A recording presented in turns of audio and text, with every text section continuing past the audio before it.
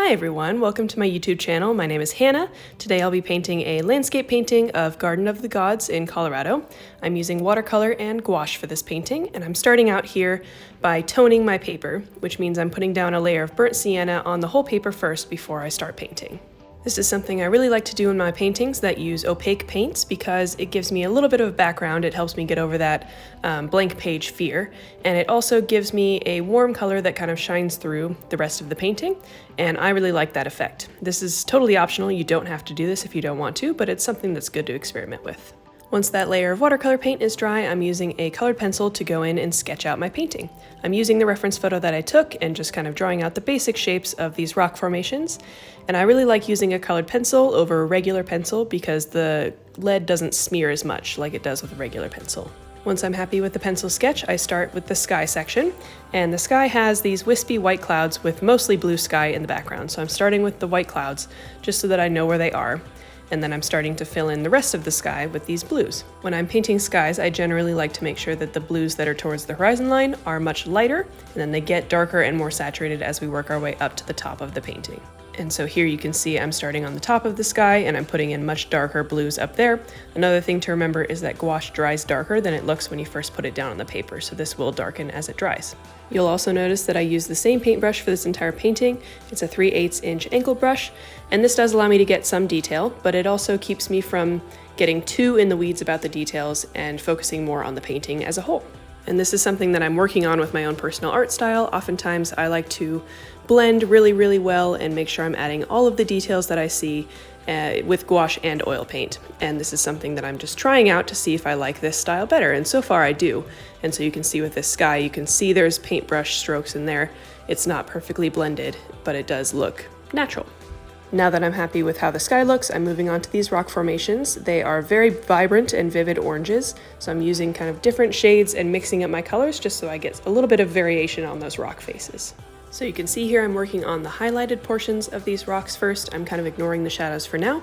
There's no right or wrong order to do that in. This is just what I felt like doing for this painting.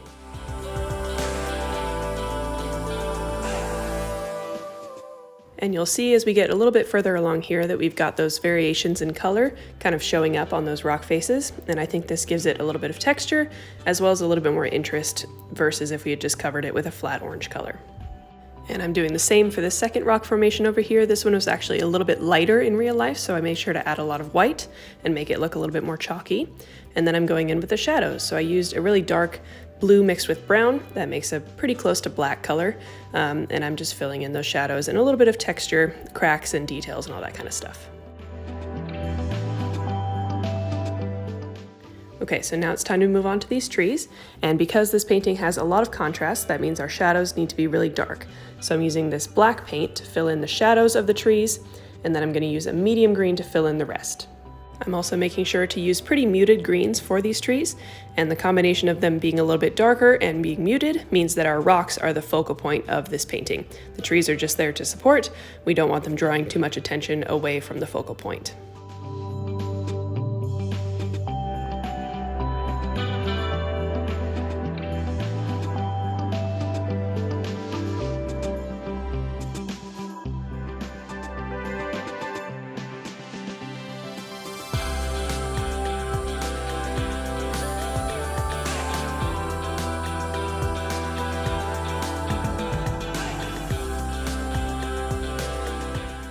Once I filled in all the trees with that dark and medium green, I went over the top on the right sides of the tree with the highlight.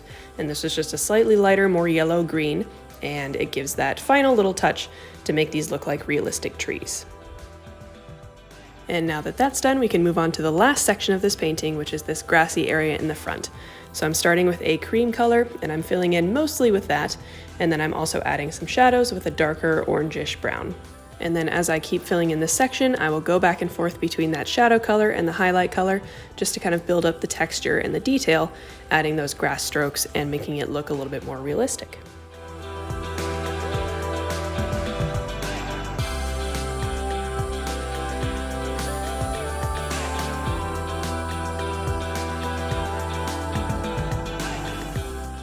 A few important things when painting grass that I found is to make sure we have a pretty light hand with our brush. We want these details to be pretty thin, and we also want to vary our paint strokes. So we want to have these going in different directions, have them facing different ways, different thicknesses, all that good stuff. We don't want to get stuck in a pattern.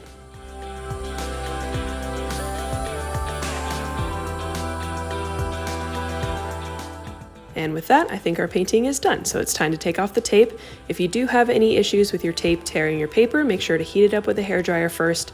That helps the tape release the paper without tearing it as much. And I do want to thank you for joining me. I'll show you the final painting here in a second, but make sure you check out the description for links to my social medias, my Etsy shop, all of that stuff if you'd like to support me there. That always means a lot to me. And here's our final painting. I really love this one. I think it turned out really well. Thank you so much for being here. Make sure you subscribe to my channel and make sure you comment down below what you think of this one and what else you'd like me to paint.